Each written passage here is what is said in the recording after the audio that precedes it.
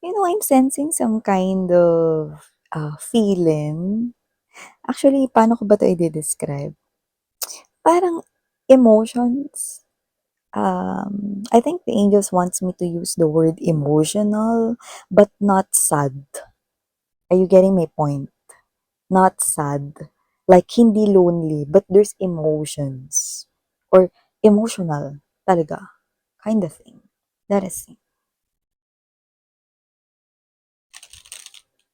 A lot of passion, a lot of fiery passion, a lot of emotions, a lot of desires, a lot of love, no?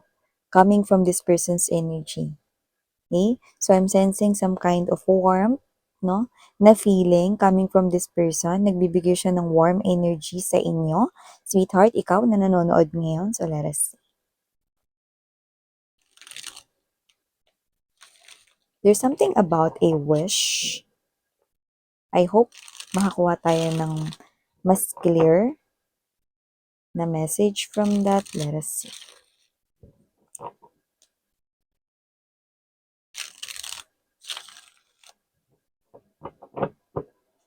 Okay, let's go.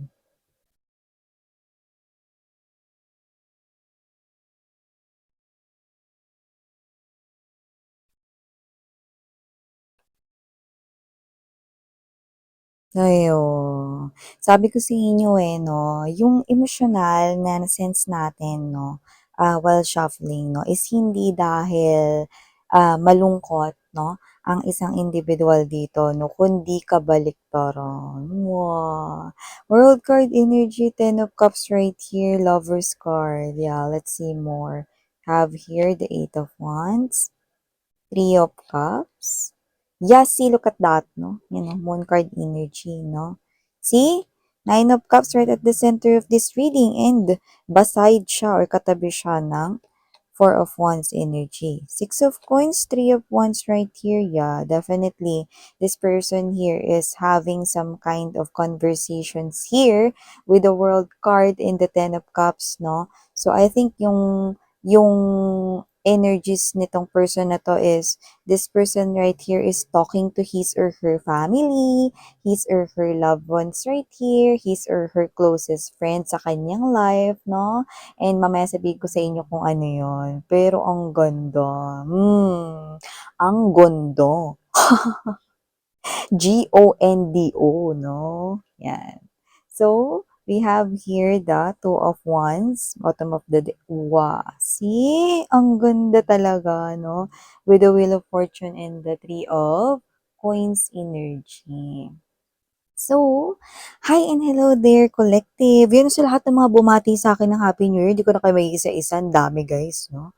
Pero syempre, alam niyo naman yan, from the bottom of my heart, no? Lahat kayo, nagpapasalamat ako sa inyong lahat, no? And Happy New Year sa bawat isa din sa inyo, no? And syempre, ngayong 2025, no? Ang wish ko for all of us, no? Is magkaroon tayo ng bountiful and prosperous na year 2025. And yung mga may sakit ay makarecover ng mabilis at lumayo, no, yung mga sakit mismo, no, sa inyong lahat, sa ating pamilya, sa lahat ng ating mga loved ones, no, at syempre sa ating mga sarili, no. Healthy 2025 at masaganang 2025, yes!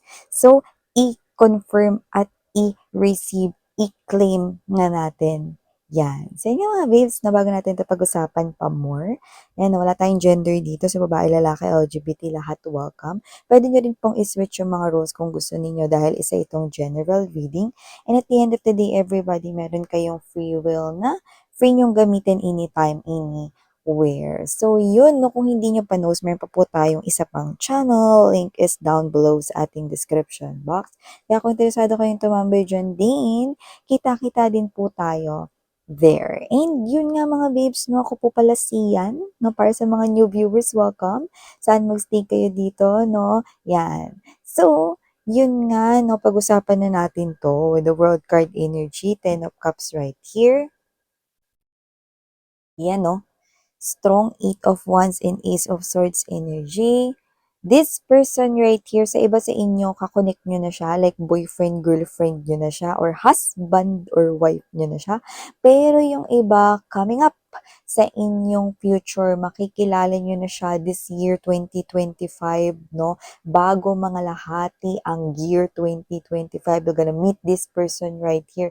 And this person right here will love you so much na never mo tong na-experience na love na ito sa iyong mga previous exes, diba? Hindi mo na-experience yan sa iyong mga exes, no?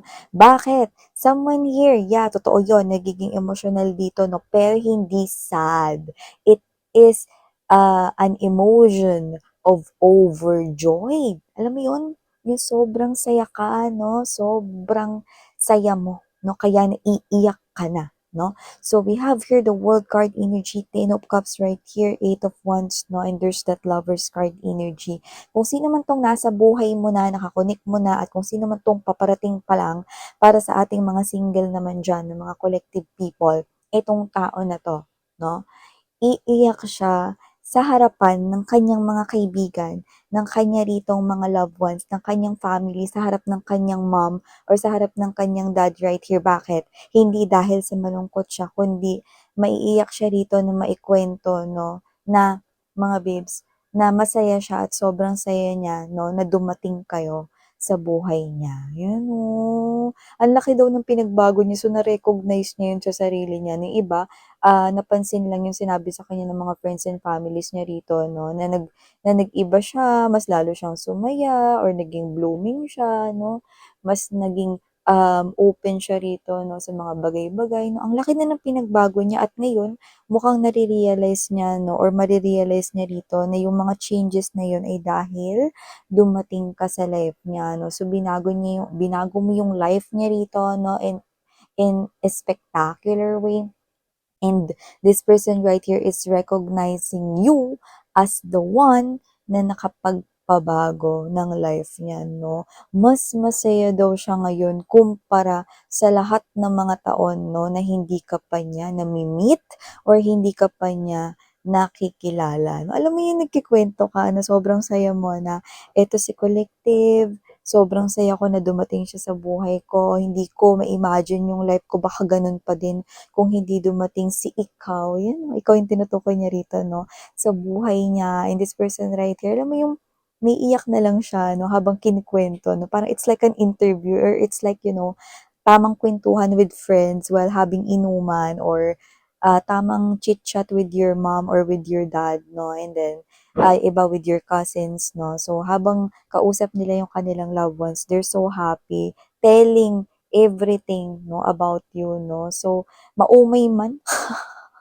o hindi yung mga kakwentuhan niya rito, no? Isa lang yung nakikita ko. This person right here is acknowledging that you are the reason kung bakit masaya ang buhay niya. Yan o. Nagpapasalamat siya rito sa isang natupad na wish, Nine of Cups energy, no? Isang natupad na wish dito. Kasi kahit siya hindi niya na-imagine na magiging ganito pala siya kasaya, or may mas isasaya pa pala at isisigla yung buhay niya rito, no? So, isang napakalaking pasasalamat sa Diyos Ama. Wala tayong relihiyon dito, wala rin tayong beliefs. Ano man ang inyong religion, nire-respeto natin yan dito sa ating channel. At yun nga, nakita ko rito that this person right here, okay, nagpapasalamat siya dito, no, kay God, kay universe, angels, and guides, no, dahil with the Two of Wands energy right here, no, and the Three of Wands, no, this person right here, okay, is someone na very grateful kasi yung direksyon na tinahak mo ay papunta sa kanya. You know? In short, nagpapasalamat siyang natagpuan mo siya. Ooh. Alam mo, etong energy na 'to feels so lost talaga 'no, bago ka dumating sa life niya 'no. Alam mo yung parang sad siya, okey naman, kumakain naman siya, may trabaho naman, ginagawa niya naman yung daily routine niya 'no, pero alam mo yung ano, energy ng may kulang, gano'n yung energy niya, eh, 'no. Pero nung nakilala ka niya at dumating ka, nagkaroon ng connection sa inyong dalawa 'no, dun na nagsimula na na mabago 'no, yung mga insights niya sa mga bagay-bagay, yung mga approach niya 'no, sa mga desisyon niya. So, nakita ko rito lahat ng parang mga pagbabago ay parang ipinagpapasalamat niya sa'yo at higit na ipinagpapasalamat niya 'no, yung mga divine unseen forces kagaya ng mga anghel, ng mga guides 'no, spirit guides, ng mga ancestors niya 'no, and the universe, God 'no. Dahil ikaw yung pinili 'no, para maging katuwang nitong tao na 'to, and for some reason hindi niya ma-explain. So this person is describing this change sa kanyang buhay as something magical. Wow! So you've created that magical 'no, na pagbabago daw sa kanyang life. Yung iba parating pa lang ito 'no, pero alam mo yung energy na kahit hindi kayo magkasama, siyempre may mga times na lalo na kung boyfriend, girlfriend pa lang kayo, may mga times na siyempre uuwi siya sa kanila, ikaw sa bahay niyo din, 'di ba? Or kahit mag-asawa na kayo 'no, siyempre may mga times na may pupuntahan siya mga birthdays, mga events 'no, kasama yung mga kaibigan niya or mga close sa buhay niya, mga close niyang mga katrabaho, friends 'no. So this person, nakikita ko na kahit hindi ka niya kasama, ikaw yung bukang-bibig niya sa lahat. Ikaw sinasabi, "Alam mo yung asawa ko, ay alam mo yung girlfriend ko 'no, alam mo yung boyfriend ko, sobrang maasikaso nun, ta's mabait pa, kino-compliment ka niya sa harap ng mga, loved ones niya, sa harap ng kanyang pamilya, sa harap ng kanyang mga kaibigan, sa harap ng kanyang mga katrabaho, sa harap ng mga tao rin 'no, na nagiging totoo sa kanya. Alam mo yung asawa ko, kung hindi dahil diyan, malamang sira na yung buhay ko ngayon or ganun pa rin yung buhay ko, sad boy pa din ako or sad girl pa rin ako, yan 'no. Ta's alam mo yung energy na hindi naman siya as in yung emosyonal na tao na mababaw yung luha 'no, pero alam mo yung 'pag napaparami na yung kuwento at ito ay patungkol sa'yo, nagiging emosyonal siya 'no, nagiging parang a little bit sensitive siya 'no, kasi sobra-sobrang pagpapasalamat mo. Alam mo yung energy, nabigyan ko ka example, yung energy na natupad yung wish mo, na parang gusto mong maglupasay sa lupa, 'di ba? Example ganito, napapanood niyo sa TV, 'di ba? Yung mga entertainment shows, kunwari dun sa Pera o Bayong, 'di ba? 'Pag napanalunan yung 1,000,000, ano ang natural na reaksyon ng isang tao na nanalo nun? 'Di ba umiiyak? Sobrang saya ko, Kuya Will, yung mga ganun, 'di ba? Kasi yung energy niya is hindi siya makapaniwala, like this is unbelievable 'no? Pero nangyari sa kanya, nanalo siya ng 1,000,000. So, ganun yung feeling nitong tao na 'to 'no, na parang this person hit the jackpot because you came into his or her life and you changes everything. Until now, you keep on changing everything. At yung iba sa inyo 'pag nakilala niyo 'to, you will definitely may mga pagbabago ritong magagawa mo every day that you do not know.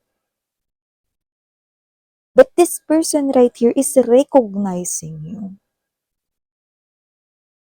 Kaya nakikita kong iingatan niya ang connection na 'to. You know, Ace of Swords energy mga babes, oh. Six of Coins, this person is talking and talking to his or her loved ones. How happy his or her heart, how grateful his or her heart, 'no, na natupad yung wish niya rito 'no, na minsan hindi niya rito nakitang alam mo yun, nagduda pa nga siya kung matutupad ito pero ito na, 'no. Nagkaroon ng malaking delay 'no, kasi dapat noon-noon pa kayo medyo napa-early or napaaga yung inyo ritong pagtatagpo 'no. Pero yung iba magkausap na kayo ngayon, may koneksyon na kayo, yung iba naman posibleng makikilala niyo pa lang sila this year 2025 'no. Pero the wait is almost over and the wait is already over to some of you because this person right here is coming in at alam mo yon, sobrang nagpapasalamat siya na natagpuan mo siya. Hmm. Alam mo yung energy niya yung parang someone na natatakot 'no, yung parang kunwari natatakot at nakasiksik lang sa isang sulok 'no, naghahantay lang ng magliligtas sa kanya or may tangan-tangan na flashlight 'no, or lampara 'no, para mailawan yung kanyang way. This person is someone who is afraid sa kanyang future 'no, but is so weak para mag-isip ng mga solusyon para maialis yung sarili niya dun, but you found this person here. Ikaw yung nakatagpo sa kanya, nakahanap sa kanya, and you're carrying that light, no? And you showed him or her the way out of the dark. Diba?